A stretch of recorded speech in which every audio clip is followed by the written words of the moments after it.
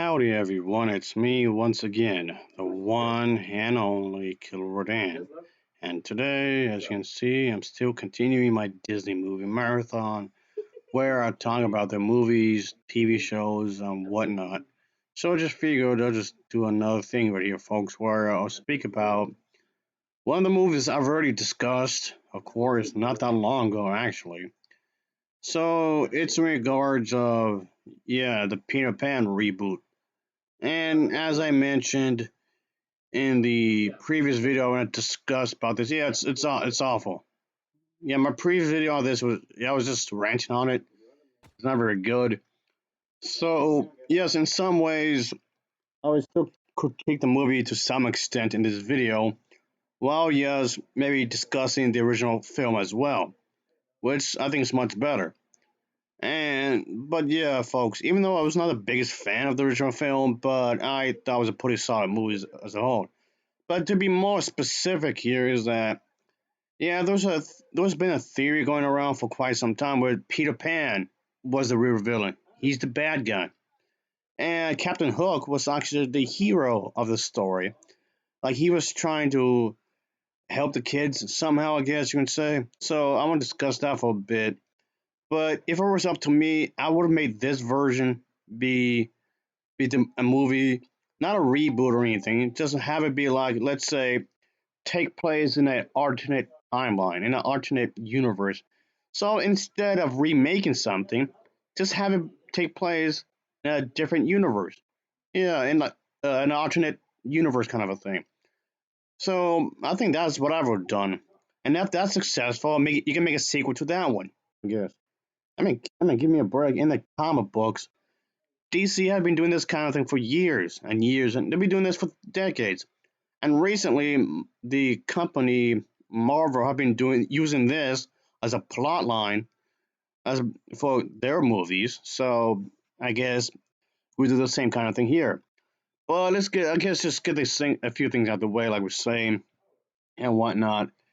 But yeah, the whole idea that the real villain, of course, is going to be Peter Pan himself. Yeah, even though despite the fact he's been a character that's been upbeat and whatnot, of course, and he's supposed to be this boy that never grew up or whatever. And so yeah, this is supposed to be, I guess, a separate canon. Obviously, its own thing, a separate thing from the other stuff, of course. So if anything, yeah, he's going to be this tyrant who is up to no good, of course, and whatnot. And just have it take place in the sense that the idea here, he's up to no good, obviously. So, yes, doing this makes him irredeemable. He's not a good person. And that's the idea. He's not supposed to be redeemed at all. He's supposed to be, of course, a bad person. He would mistreat individuals around him. He's very controlling. He's morally questionable, of course. He's corrupted. But, Captain Hook, he wants to save the kids from him. Clearly, there's been like an absurd amount of Peter Pan inspired movies. Then, in that case, you have to keep in mind is that you have to create something that could stand out on its own, but at the same time have the same kind of merits that this kind of stuff is known for. Of course, you can play out how it did in the beginning, where he takes the kids, but somehow Captain Hook realizes this and whatnot. And by the way, there's been a few stories, even with Star Wars. Yes, even Star Wars had done a few what ifs here and there, by the way. So, yeah, this kind of thing is actually a pretty popular idea among, storytelling. So, there's that. So, even Star Trek did the whole idea of going into different universes, those alternative or whatever. Yes, even Star Trek did that as well. And doing different things, of course. But yeah, there's the whole idea, of course, in the original Peter Pan, there's the character's decision to return to Neverland. And, of course, in my version of this, it could be quite tragic, of course. Of course, you might think there's going to be many adventures that's going to be awaiting them. But ultimately, maybe there's a chance that the kids could ultimately be living in limbo for all eternity for the rest of his days, I guess. with Peter Pan, I suppose. Maybe like play live in limbo until you die, so to speak, kind of thing. Unless someone kills you, I guess. Maybe you live forever and ever and ever in limbo, or you could age very slowly. You do so quite a few ways. You can just gonna go, of course. I mean, yes, of course. There's many times where you could the cup of an age kind of a thing was used as a storyline, obviously for many of these Disney movies, of course. So yeah, that's definitely a thing over there, folks. But again, this could become, let's just say Peter Pan does take his kids to Neverland. And he will be Captain Hook. They'll be on a rescue mission trying to help the kids because maybe somehow he caught wind of what's going on, I guess, somehow. And he's trying to protect them from Peter Pan. He's trying to be the good guy. Maybe that's why he could be all pissed off in the movie because Peter Pan keeps interfering what he's trying to do. Your Captain Hook was just another. He was just some guy that was trying to do some business.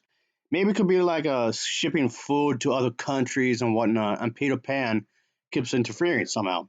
He keeps ruining everything because he's supposed to be a no good person in this version, I guess you would say.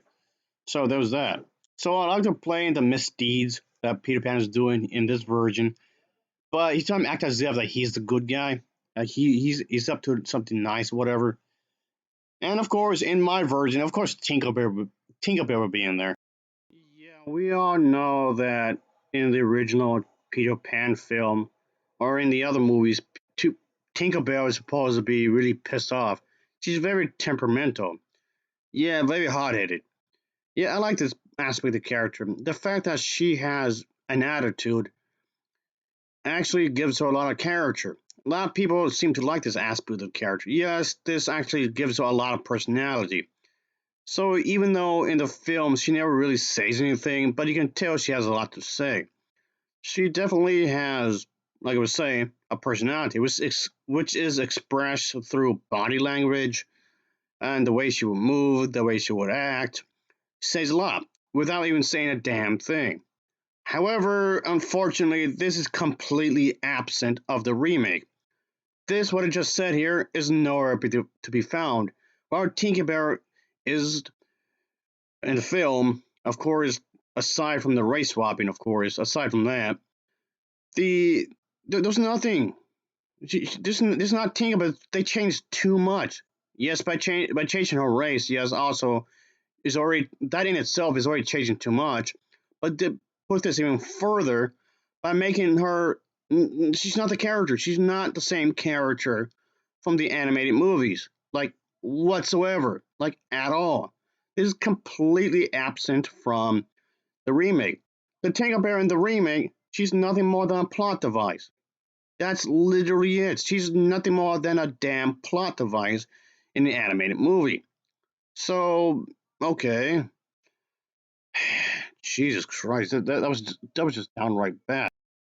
So, okay, I want to bring up the animated series, which the CGI animated movies were actually more faithful in this regard to the character than the live action movie. How does that even make any sense? I have no idea. So basically, we want to bring that aspect of the character back, her being temperamental and whatnot, like we said a moment ago. So yeah, these I wanted to bring these up anyway because of the fact that the CGI animated movies were supposed to be prequels. So I want to use this as an attempt to tie them up together, well, better, I guess you can say, despite the fact that this is supposed to be a hypothetical what if situation.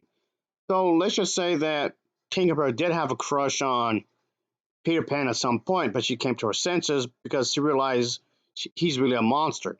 So she could talk about the queen and the other fairies, of course, the pixies or whatever they call them, to pretty much gather them up because after making this horrific discovery, so she has to go to Captain Hook. So yeah, she goes rogue, goes completely rogue, and tells them, of course, there's gonna be a bit of distrust for the obvious reason. But point being is that Peter Pan had done this kind of a thing before. He had kidnapped kids like decades before, as he stays the same age. So he's trying to do like a whole political thing. He was going to do like a uprising, play puppet master to some extent, kind of like what Palpatine did in the prequel trilogy.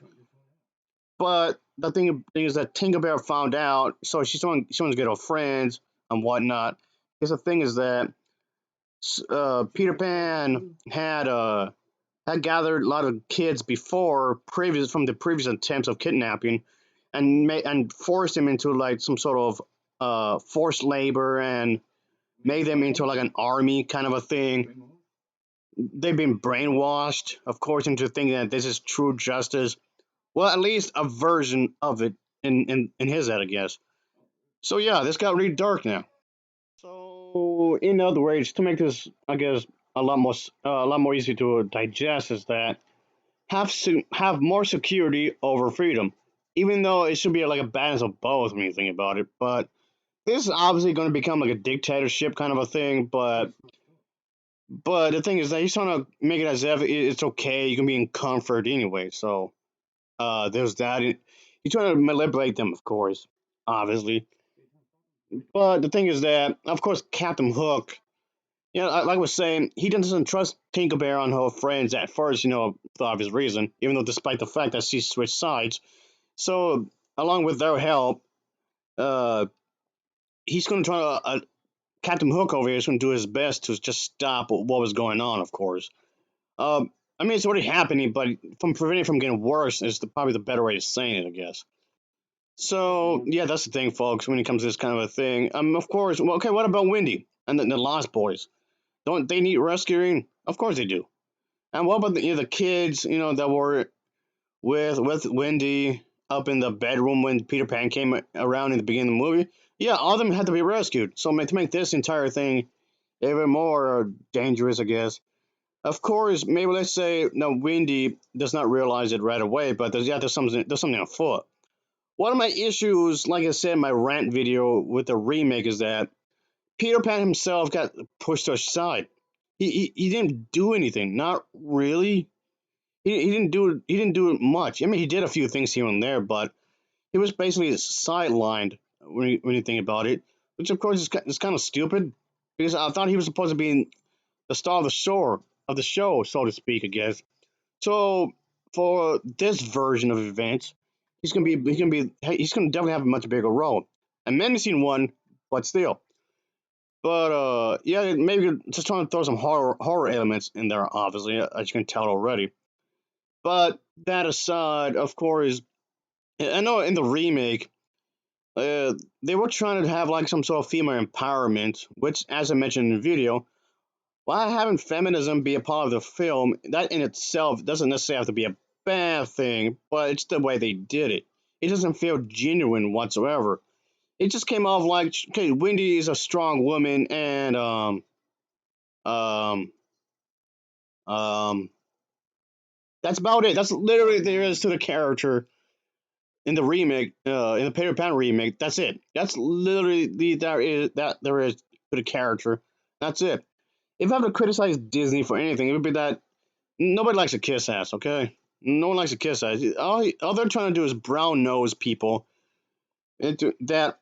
And I'm saying that it's something I mentioned before quite a few times already in previous videos where people were accusing Disney of being sexist, which of course is a complete lie, obviously.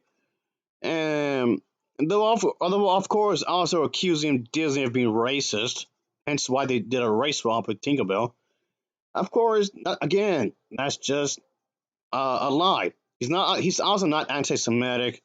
All this stuff is just lie. The only reason that the remake was done was just to counter these complaints. Just like really, that's so stupid. Okay, ultimately, just to wrap up this part, I don't want to be drilling on this aspect too much because it's something I mentioned quite a few times before in previous videos. So I don't want this to come off too repetitive, even though I became kind of repetitive in some other videos as well, at least to some extent anyway. But what I'm getting at is that the motivation behind remaking this movie, it comes off insincere. It's just like you're trying to pat someone in the back. No, it just seems condescending in some ways when you think about it. If you want diversity, fine, have diversity. It just depends on how it's done, of course. So basically, just trying to wrap things up because this video is already getting fairly long as it is, of course. So anyway, okay, so yeah, the roles have been pretty much reversed. Okay, simple enough, right? So that pretty much changes the entire thing when it comes to thinking about it. Even with that simple change right there, when it comes to writing, okay, a word of advice for anyone that wants to write stories themselves. Even though I'm kind of using this as a writing exercise when you think about it, whatever, guess.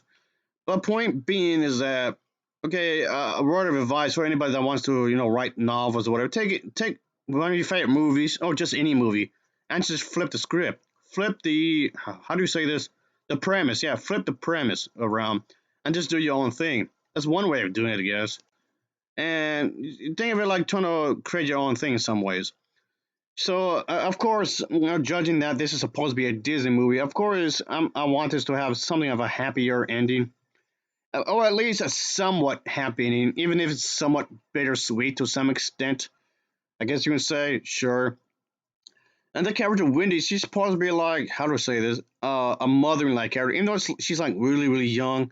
But even at that age, she comes off like this mothering type of character, very nurturing, very sweet and caring. Okay, let's bring that back because I was not getting that vibe in the remake. I was not getting that vibe in the remake whatsoever. She just comes off like she was just strong, just for the sake of being strong.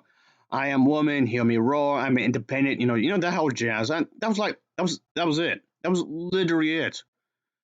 Uh, she's great. If you don't have that, you doesn't always have to be physical. The one thing I find it kind of weird is that a lot of these people who are saying have strong women, have strong women, have strong women, and they don't want these female characters to be placed in one single box. Okay, fair enough. But what makes this rather contradictory is it's kind of productive. But they don't want these female characters to be in a single category. Why simultaneously put them in a single category? So to make all these female characters, like in the Alice in Wonderland remake, make them all be warriors. I mean, yeah, it worked for Mulan, the original one, sure, but that doesn't mean literally every single character in every single animated movie or live action remake has to be exactly the same way. Oh boy, isn't that like the exact opposite of diversity? That right there. Oh boy.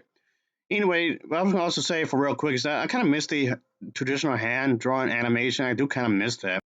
So yeah, that's the thing, folks. Not that I have anything against CGI, of course, even though a lot of people overuse it and it looks terrible in a lot of areas. But I still kind of miss this in a lot of ways. You have to keep in mind that I've been around for quite a while, so folks, that's definitely a thing for me, folks. So I would maybe have a mixture of the two. I suppose have a mixture of these two type of things. But make sure. I mean, it's not that it wasn't done before, but a lot of people it doesn't blend that well. Not really. It's very very noticeable. I mean, there might be a few exceptions to this, of course, but generally speaking, no. But I want this movie to end. Of course, I want this movie to have like a Disney touch to it. Of course, obviously. Not that I'm trying to take that away. Obviously, it's because it's a more modern day age. I don't want that to be removed. All right, let's wrap things up. I guess this, like I said, it was getting quite long.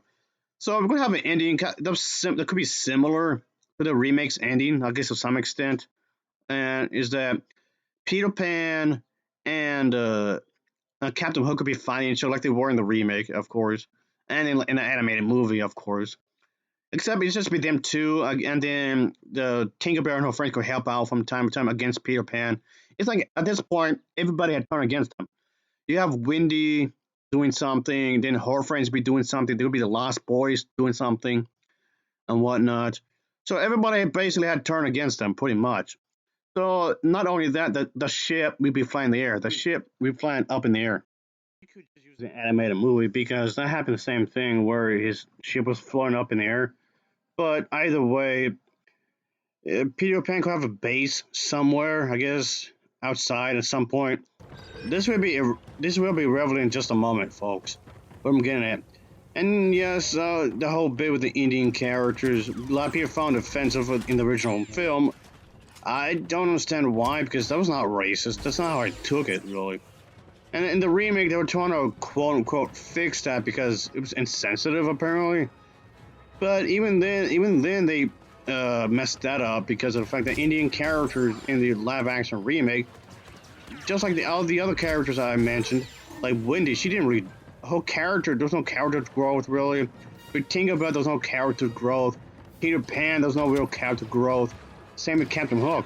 But then with the Indian characters in live action version, again, not even they have any character growth, like at all.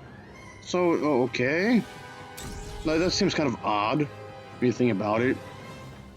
Anyway, so with my version of events, like they will have their own backstories, of course. Like I was saying, maybe Peter Pan was doing this kind of a thing, being a fascist dictator for quite some time, of course. Or at least he was trying to. He was trying to become a really pissed off dictator. At least he was trying to. Trying to. It was an attempt over the years, is what I'm getting at. And he seems to get stronger over the years, and the Indian characters, let's say, they felt his strength, I guess, when it comes to a political pull and whatnot. Yeah, the last animated movie that was released was this one, folks. And it's pretty sad in some ways, which can get mentioned. So they don't want like another sad thing to happen again, even though it seems like that's what the direction is going to, of course. And yeah, with the NeverBeast, if you've seen that movie, you know what happens. They can't call upon him for assistance because the fight itself is getting pretty crazy, and because of what happened in that movie. So yeah, so they had to struggle with some sort of idea how to win this battle because yeah, the fairies know they seem to realize that yeah, it's getting pretty intense. It's getting maybe too intense. Like it's getting maybe too much against their own interests. Like it's too much back and forth in some ways, I guess. But it has to be done quickly and swiftly. Yeah, it's not going in their favor quite just yet. And there's some heavy casualties as well as a result. So yeah, something needs to be done quickly so that this bagging in faster than it should have been, I guess. And guess just like I said, let me just wrap things up. But trying to give you more idea of what I'm talking about. Like I said, this video is going quite long. But yeah, I guess you can say just to trying to wrap things up here is that I can use another thing here when it comes to this kind of idea where things are different than they originally should be. Like in Life is Strange, the first one, where Max herself keeps rewriting history in her timeline, and things are not turning all that great like they should be, and there could be consequences to actions and whatnot. Point being is that, yeah, this kind of idea has been done quite a few times in more ways than one. It seems like seems to be like a popular way of tell stories in a different alternate reality in a different way. I guess you can say a different alternate manner, I suppose. It could work, I guess, but like I was saying, for my little story here is that the yeah, Captain Hook is trying to buy some time for the fairies to get the hell out of the little place that they're in, and everyone knows. Captain Hook and Peter Pan are fighting against each other. One of the male characters I want to bring up from the animated series is this guy with the glasses, of course. He wants to do like a self-sacrifice heroic moment, of course. Kamikaze, Peter Pan's base that he has somewhere, like I said a moment ago. Like he's Man, Peter Pan and Captain Hook is in that spot that they're in, and he does like a self-sacrifice there and whatnot. You could say like Peter Pan has no time because Captain Hook here, he sees that little fighter ship thing coming, and he sees what the fairy's trying to do, and he would literally pin down Peter Pan to ensure that he dies along with him. And why that one fairy kamikaze that specific part of the base, and everything would just explode, of course. So we have two heroes of the story going down with Peter Pan. Yeah, it's getting kind of dark. I know, like we were saying a moment ago. But of course, this would mean yes, everyone else has gone away safely. Of course. Oh, you can say barely. So after this one moment here, I guess you can say is that yeah, it just seems like okay, Wendy and the others will have some sort of self reflection on the events that had occurred. Like just wow, this and that happened. Holy hell! So yeah, Remember how after World War II, Germany was pretty much in ruins. We're gonna say this like a reference to that, where Tinkerbell's, uh, the kingdom or the place she lives in is pretty much in ruins. I guess you can say. But then, like the town over and the kingdom over, or whatever you call it, it's like the Winter Woods, as it was called. The fairies over there could try to help them out, even though they probably didn't get along at first. They come, but they feel sympathetic, and they want to help them out, even though their place looks all nice and everything. Of course, there's gonna be like a little nod, wink, wink towards the this animated movie. And let's just say that the queen and the king over there, they got back together because their relationship was pretty much I guess, in a strain because of the disagreements or whatever due to past events. But they'll put the petty differences to aside. So of course, the queen could thank Tinkerbell for all this because he helped them in a lot of ways. So, like I was saying, let's try and give something of a happy ending here, folks, to some extent. But the thing is that Tinkerbell and some of the other fairies were, of course, were those who survived anyway.